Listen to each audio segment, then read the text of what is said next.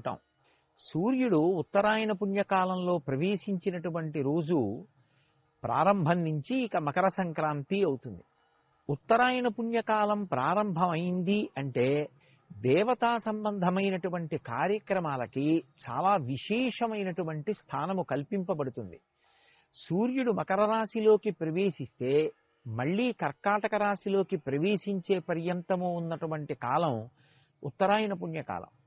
ఉత్తరాయణ పుణ్యకాలం తనంత తానుగా చాలా తేజోవంతమైనటువంటి కాలంగా, ఈశ్వర సంబంధమైనటువంటి కార్యక్రమాలు ఏవి చేసినప్పటికీ కూడా చాలా గొప్ప ఫలితాన్ని అనుగ్రహించగలిగినటువంటి కాలంగా చెప్పబడుతుంది.